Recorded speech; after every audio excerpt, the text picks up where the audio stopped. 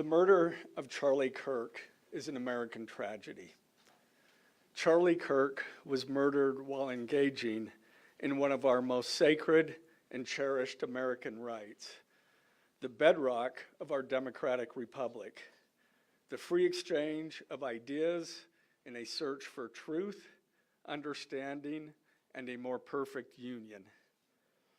It is also an offense against the state and to the peace and enjoyment of the people of Utah and of all those who visit here. But Charlie Kirk's murder also strikes a more personal and intimate chord. Charlie Kirk was first and foremost a husband and a father to two beautiful young children. He was a son, he was a brother, and a friend. Like all murders, the senseless and needless taking of Charlie Kirk's life has shattered the lives of those he loved and those who loved him. To Charlie's wife, Erica, his two young children, his parents, his family, and his friends, I express my sincere condolences and offer my heartfelt prayers on your behalf. I also want to express my concern for everyone who was at Charlie's Turning Point USA event at the Utah Valley University, and all who have been impacted by this tragedy.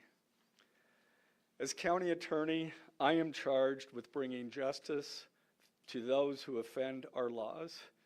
I am charged with bringing justice for those who are harmed.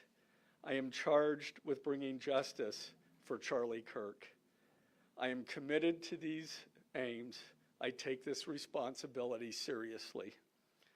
Today, after reviewing the evidence that law enforcement has collected thus far, I am filing a criminal information charging Tyler James Robinson, age 22, with the following crimes. Count 1, aggravated murder, a capital offense, for intentionally or knowingly causing the death of Charlie Kirk under circumstances that created a great risk of death to others. Count 2, felony discharge of a firearm causing serious bodily injury, a first-degree felony. The state is further alleging aggravating factors on counts 1 and 2 because the defendant is believed to have targeted Charlie Kirk based on Charlie Kirk's political expression and did so knowing that children were present and would witness the homicide. The state is also charging defendant with count 3, obstruction of justice, a second-degree felony for moving and concealing the rifle used in the shooting. Count 4, obstruction of justice, a second-degree felony for disposing the clothing he wore during the shooting. Count 5, witness tampering, a third-degree felony for directing his roommate to delete his incriminating texts. Count 6, witness tampering, a third-degree felony for directing his roommate to stay silent if police questioned him. And count 7, commission of a violent offense in the presence of a child, a Class A misdemeanor, for committing homicide knowing that children were present and may have seen or heard the murder and did so based on Charlie Kirk's political expression. Also, following the press conference, I am filing a notice of intent to seek the death penalty. I do not take this decision lightly, and it is a decision I have made independently as county attorney, based solely on the available evidence and circumstances and nature of the crime. Because we are seeking the death penalty, the defendant will continue to be held without bail in the Utah County Jail. Turning to the 10-page information, these are the allegations. On September 10th, 2025, at approximately 12:23 p.m., Charlie Kirk was shot and killed while speaking to a large crowd on the campus of Utah Valley University in Orem, Utah. Police found the suspected murder weapon, a bolt-action .30-06 rifle, nearby.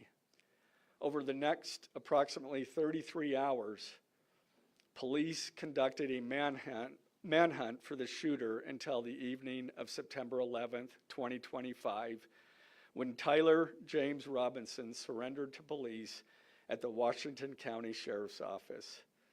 DNA consistent with Robinson was found on the rifle's trigger.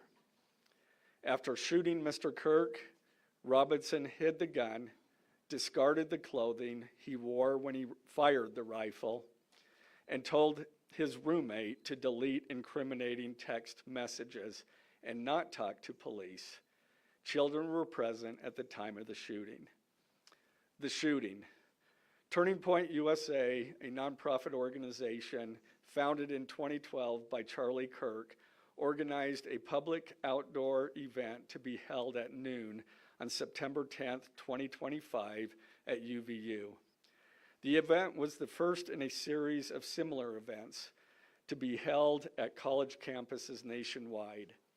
Mr. Kirk is a well-known conservative activist, famous for these type of events, where he discusses various political issues and debates with audience members. His events and comments have garnered a significant number of supporters and drawn the ire of many who disagree with his political views. The event at UVU was announced far in advance and garnered significant publicity and interest. Consequently, several hundred people attended. Mr. Kirk was interacting with the crowd before the event officially got underway. Then, at approximately noon, Mr. Kirk seated himself under a portable canopy behind a table and microphone. He began speaking to the crowd and fielding questions from attendees, a format Mr. Kirk commonly used at his events. Mr. Kirk allowed his questioners to approach a microphone positioned directly in front of him. Mr. Kirk's team members were very close to him on his right and left, as well as some behind his canopy and others at various close locations near him. The large crowd surrounded Mr. Kirk on three sides. Temporary metal fencing separated attendees from Mr. Kirk by only a matter of feet.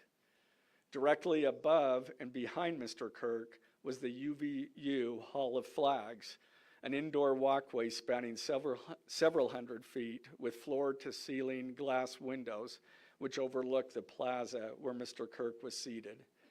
People were in the walkway at the time of the shooting. Approximately 15 minutes into the event, Mr. Kirk was answering a question about mass shootings by transgender individuals when a gunshot rang out. The bullet struck Mr. Kirk in the neck. He slumped to the ground almost immediately. The bullet's trajectory passed closely to several other individuals beside Mr. Kirk, including the questioner who was standing directly in front of Mr. Kirk. Children were visible near Mr. Kirk's stage when he was shot. Mr. Kirk was rushed to a nearby hospital where he was declared deceased. The medical examiner's report is still pending. So UVU surveillance. So at the moment of the shot, a UVU police officer was watching the crowd from an elevated vantage point. As soon as he heard the shot, he began to scan the area for threats. Believing the shot came from a rifle because of its sound, he looked for potential sniper positions. He noted a roof area approximately 160 yards away from Mr. Kirk as a potential shooting position and rushed there to look for evidence. The suspected shooting position is adjacent to an open, publicly accessible walkway. To access the suspected location, a person must climb over a railing and then dropped to the roof only slightly below. The UV officer climbed over the railing and down onto the roof.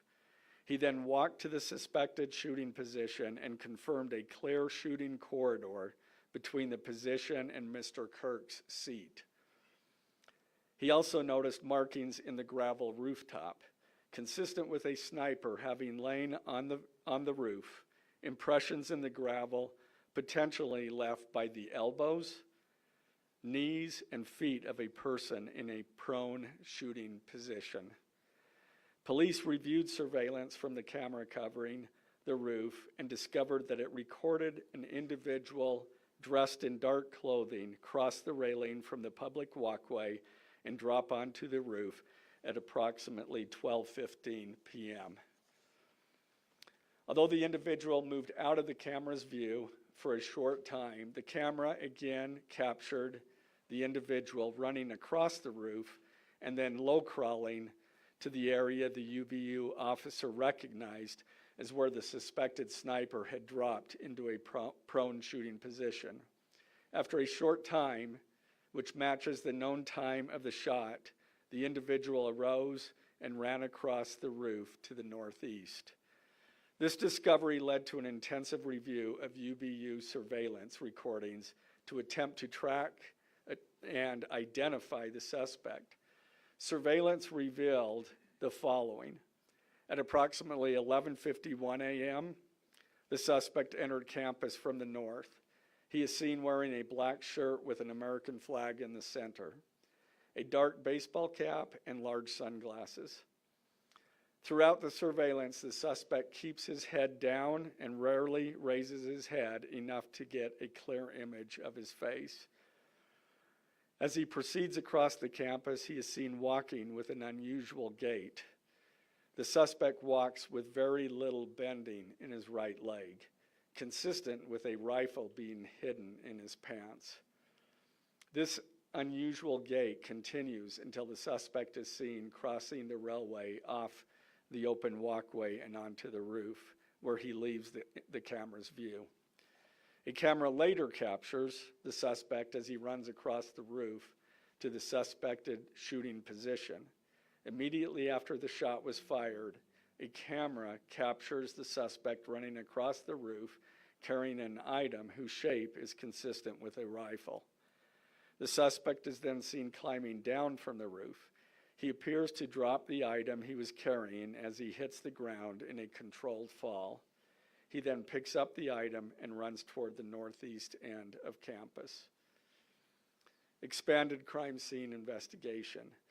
Law enforcement officers followed the suspect's escape path to the northeast end of campus, where they believe the suspect left campus and entered a wooded area.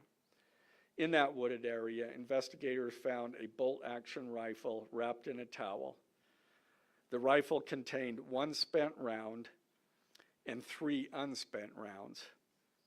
This is consistent with the facts officers observed at the time of and immediately after the shootings. No shell casings were found on the roof, suggesting a bolt action rather than an auto-loading weapon, and only a single round was fired. Each round in the rifle contained an etched inscription as follows. The fired cartridge was etched, "No Tice's bulge, OWO, what's this?" The second cartridge that was again not spent, the last 3 were not spent, were not fired. The second, "Hey fascist, catch," with arrow symbols. The third cartridge, "Oh Bella Chow, Bella Chow, Bella Chow, Chow Chow."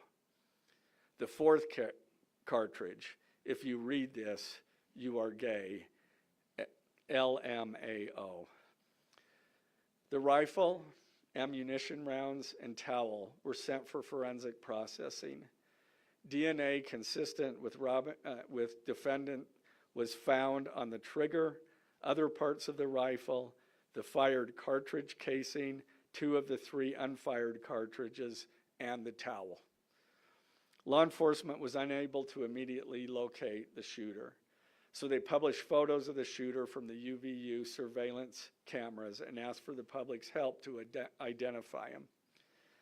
Meanwhile, law enforcement continued to try to identify the shooter through other means. The Washington County investigation. On the evening of September 11th, 2025, as law enforcement continued their investigation, Tyler James Robinson went to the Washington County Sheriff's Office with his parents and a family friend to turn himself in. Robinson's mother stated that the following to police. On September 11th, 2025, the day after the shooting, Robinson's mother saw the photo of the shooter in the news and thought the shooter looked like her son. Robinson's mother called her son and asked him where he was. He said he was at home sick and that he had also been at homesick on September 10th. Robinson's mother expressed concern to her husband that the suspect shooter looked like Robinson. Robinson's father agreed. Robinson's mother explained that over the last year or so, Robinson had become more political and had started to lean more to the left, becoming more pro-gay and trans rights oriented. She stated that Robinson began to date his roommate, a biological male who was transitioning genders. This resulted in several discussions with family members, but especially between Robinson and his father, who have very different political views. In one conversation before the shooting, Robinson mentioned that Charlie Kirk would be holding an event at UVU, which Robinson said was a stupid venue for the event. Robinson accused Kirk of spreading hate. Robinson's father reported that when his wife showed him the surveillance image of the suspected shooter in the news, he agreed that it looked like their son. He also believed that the rifle that police suspected the shooter used matched a rifle that was given to his son as a gift. As a result, Robinson's father contacted his son and asked him to send a photo of the rifle. Robinson did not respond. However, Robinson's father spoke on the phone with Robinson. Robinson implied that he planned to take his own life. Robinson's parents were able to convince him to meet at their home. As they discussed the situation, Robinson implied that he was the shooter and stated that he couldn't go to jail and just wanted to end it. When asked why he did it, Robinson explained there is too much evil and the guy, referring to Charlie Kirk, spreads too much hate. They talked about Robinson turning himself in and convinced Robinson to speak with a family friend who is a retired deputy sheriff.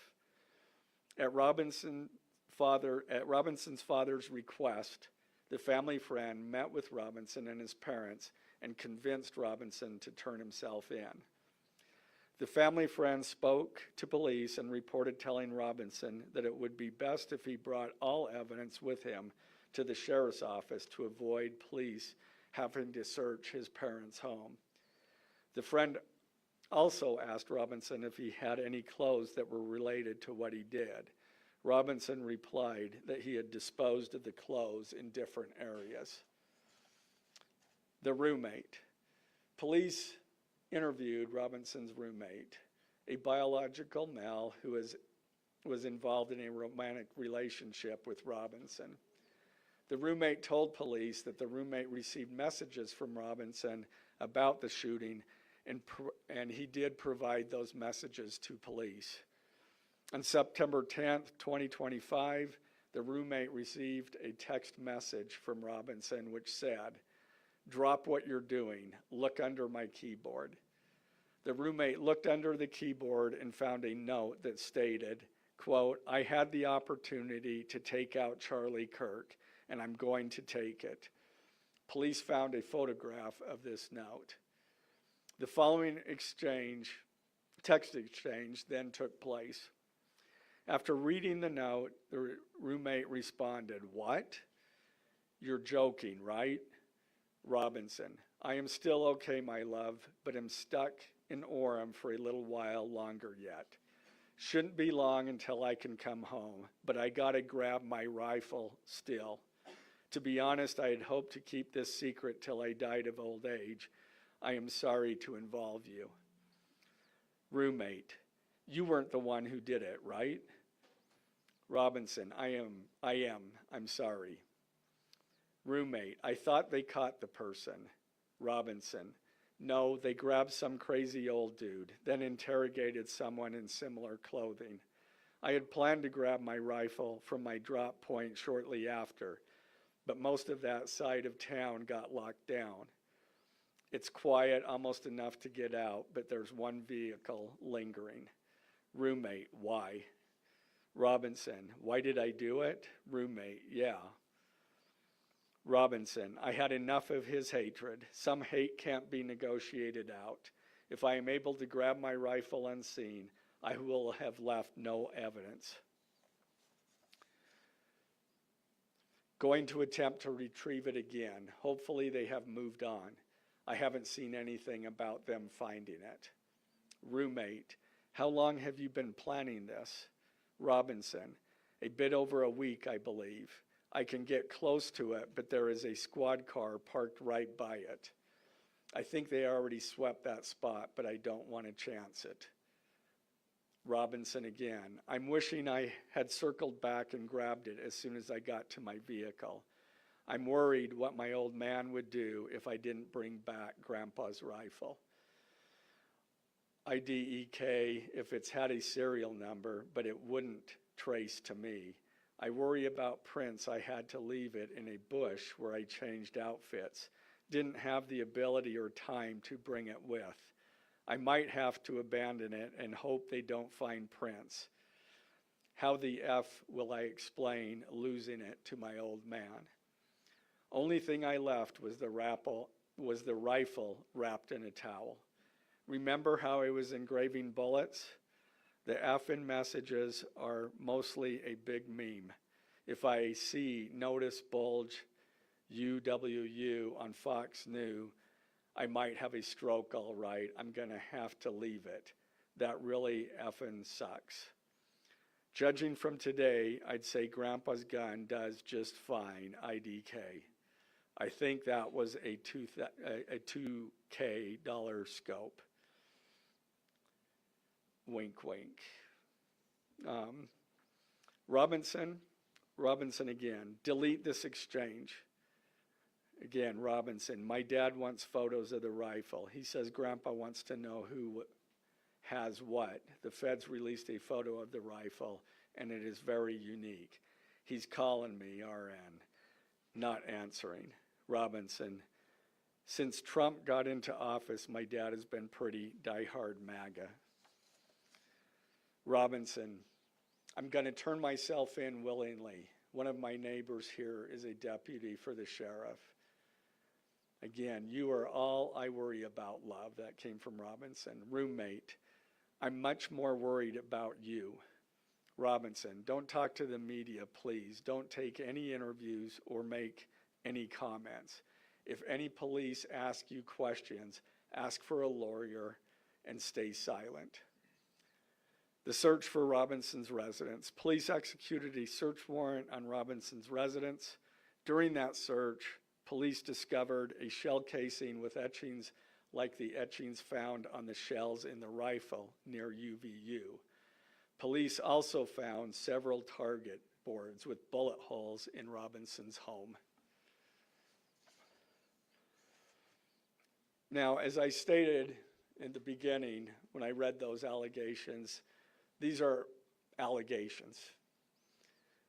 And like the evidence set forth in this statement, those allegations, what you've heard from the media, even from state and federal officials, has not been tested in the crucible of a jury trial. I understand the public's desire to know the facts. My own family members have pressed me for information. Why are we reluctant to share the details of the investigation itself? and comment on the case, because I want to ensure a fair and impartial trial.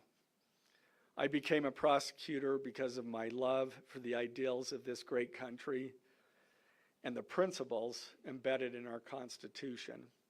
The free exchange of ideas and opinions is critical to this great American experiment, but so too are the protections afforded to the accused found in the Fifth and Sixth Amendments: the right against self-incrimination,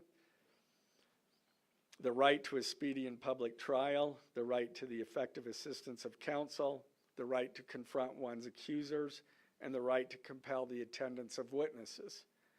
And perhaps most importantly, under our Constitution, the accused is presumed innocent until we, the state, prove to an impartial jury of defendant's peers his guilt beyond a reasonable doubt. That jury cannot rely on our allegations, on what they hear in the news, or on what they hear from a public official. The jury is the sole trier of fact, and they will ultimately determine those facts based on evidence a trial judge has determined is admissible. Again, as prosecutors, we bear the burden to prove guilt beyond a reasonable doubt. But make no mistake, we welcome this burden. I'd like to now introduce my trial team who will be charged with prosecuting the case. This is a veteran and expert team of some of the state's best trial attorneys. Chad Grunander, who is one of my two chief deputies, Ryan McBride and David Sturgill on the far right there. And those two were very much involved in preparing search warrants, did a phenomenal job, worked day and night to see that accomplished well after Robinson was taken into custody. Also, Lauren Hunt, she is one of our special victims prosecutors, and Chris Ballard, my second chief deputy, who will be handling motions. I'm going to explain just the procedural steps. We're not a grand jury. We don't have a grand jury system like the federal courts do. It's a preliminary hearing system. So the arrest and filing of the criminal information are merely the first steps in the criminal justice process. Today at 3 p.m., the defendant will appear before a judge in the Utah 4th District Court for his first appearance, to be informed of these charges and to ensure that he has an attorney to represent him. The hearing will be brief. The judge will conduct that first appearance virtually via WebEx. This is not unusual. In the 4th District, all felony first appearances for defendants who are in custody are held virtually. A link to that hearing is available for media on the Utah State Court's X account at Utah State Courts. Now, following defendant's first appearance, he will be entitled to a preliminary hearing. At that hearing, the state will be required to show probable cause that defendant committed the crimes. The purpose of the preliminary hearing is not to determine guilt, but simply to assure the court that the prosecution has enough evidence to proceed to trial. If a judge finds probable cause and binds the case over for trial, an arraignment hearing will be held. At that hearing, a judge will again inform defendant of the charges against him and require him to enter a plea to each charge. The next step following the arraignment is an opportunity for the parties to file any relevant motions and then ultimately the trial itself. This case has generated a tremendous amount of interest across our nation and even the world. The public's desire for information is understandable, but it bears reiterating that this case will be tried in a court of law consistent with our Constitution, not the court of public opinion. Thus, we will only discuss with the press, discuss the case with the press occasionally. It will not be a day-to-day or even week-to-week occurrence, but we will only do so in a manner as not to jeopardize the fair trial process.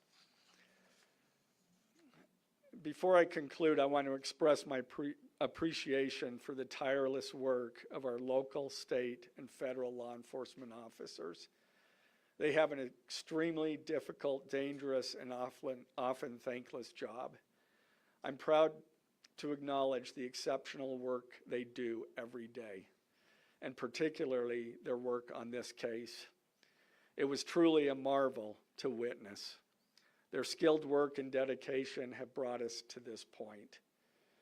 I'm also grateful for the leadership demonstrated by Bo Mason, the Commissioner of the Utah Department of Public Safety, FBI Special Agent in Charge Rob Bowles, Utah County Sheriff Mike Smith, our local police chiefs, and Felice John Vitti, the acting U.S. Attorney for the District of Utah.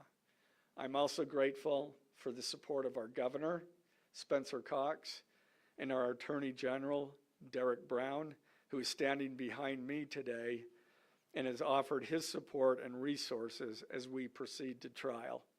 Finally, I want to thank our Utah County Commissioners, Amelia Powers Gardner, Brandon Gordon, and Skylar Beltran. They too have pledged to assist with the resources needed to successfully prosecute this case. I will now take a few questions. For questions, ladies and gentlemen, just really fast, if you could identify yourself and what we're going to do. From CBS News. Did your investigation uncover any individuals that may have known about this shooting in advance? They are still looking into it. It's an undergoing investigation. So is that a possibility? They haven't ruled that out. Sir, Ed Lavandera with CNN, the text message, the exchange with the roommate, can you kind of give us a sense of, did that happen over several hours? Did that happen before? I don't have that information. Emily Anderson, Solid Career. I know, acknowledging that you made this decision to pursue the death penalty independently, did you hear it also from the Trump administration or Governor Cox's administration as you were working on these charges? I talked to officials from both administrations, but I was not pressured to make a decision. I understood their feelings on it because it was in the news, but we didn't really discuss that. Mr. Gray, the FBI director. Do you have any indication that transgender issues played a role in the motivations for this shooting? I'm going to stick to what I just stated in my public, in our information. I think that is pretty much set forth there. Mr. Gray, Ben Winslow, Fox 13 News. Just asking, are you planning to file additional charges against anyone else in connection with this? Again, we don't have any information at this point of additional suspects, but I know that our law enforcement agencies are continuing to follow leads. Mr. Gray, the FBI director today said that you are, quote, or that other people, a number of people are being investigated and interrogated. So it seems that there are people who might be up for possible charges. Yeah, I'm not. The suspect was a lone wolf, or could this be part of a... I can't comment on that. I'm not aware of all their investigation. I just know that these agencies are continuing to investigate this case and follow all leads. Jenna Tilby with BBC News. Would like to know, how does this possibly interface with any federal charges? That's up to the feds. They have different charges, and they're reviewing the evidence. And after they review the evidence and the law, they could file charges, but I'm not privy to exactly what they're looking at. Dennis Helfig with the BBC. You spoke a lot about text messages with the roommate. The governor previously said the roommate is cooperating, but could we see charges against the roommate? Again, I'm not prepared to answer that question. Mr. Gray, is it unusual to cite a political motivation as an aggravating circumstance? It's part of our code, and so we charge that. Mr. Gray, Jim Stewart with KUTV. For those that aren't of a legal mind, is this a confession, the text messages? Is that legally a confession? And is he cooperating since he's been taken into custody? Ultimately, a judge will determine that at trial. And cooperation, has he spoken at all? Has he been cooperating since he's turned into... Again, I'm not going to comment on that. Has he made any statements at all? Mr. Gray, Okay? What more can you tell us about the suspect's time online that some say radicalized him? I am not aware of that information. It's, again, still under investigation. And has he expressed any remorse so far about this attack? I am not going to comment on that. Is he continuing to not cooperate? I am not going to comment on that. Mr. Gray, the FBI director has been way out in front in terms of presenting evidence to the public. Your team has been very circumspect, very measured in what they've laid out. Has that hampered your investigation and the build-up to this? Well, as attorneys, we typically like to control that information to preserve an impartial jury and a fair trial. So has it made a differentiation? Ex- Excuse me? I don't have that information. Can you tell us more about what the family may have said in interviews? Um, His mother? What the family said is what I provided. Mr. Gray, do you anticipate that the defense will try to get this trial moved out of Utah County, and how will you respond to that? That, from where? From Utah County? That the defense will be from Utah County? That they will try to get the trial moved to a different location? I couldn't predict what they're going to do. You say, is there any evidence to suggest that the timing of the shot and the question that was asked about mass shootings, transgenders, is that more than coincidence? That will be for a jury to decide. Mr. Gray, are you confident that the roommate had no part of this attack whatsoever? Again, I'm not going to comment on the evidence. But the evidence so far, does it show any involvement? Again, I'm not going to comment on other than the facts that or the evidence that we've gathered so far. Does the mention of the DNA here in the press conference jeopardize his right to a fair trial? I don't believe so. This is part of a public document that we have to file as we file a criminal information. We have to file a probable cause statement. That's a public document, and so we're comfortable with that. Are his parents and the roommate still cooperating? I'm not going to comment on that either. The FBI has said that this suspect had a hatred of Kirk. What else can you share about that? I can't share any more than what I've already said. This was an incredibly precise shot. Do you have any evidence that he went places to practice or had practice movements before your shooting that's giving you insight into how he prepared? The evidence that I'm willing to share is what I just read in our statement, and it's in the Ladies and gentlemen, I'm information. afraid we're going to have to cut it off there. Okay. If you could just answer, did you consult Erica Kirk about seeking the death penalty? I'm not going to comment on that. Okay, thank you, ladies and gentlemen.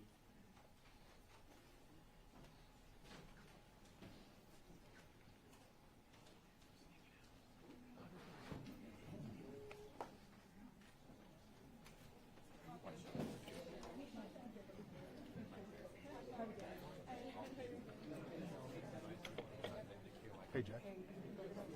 The attorney.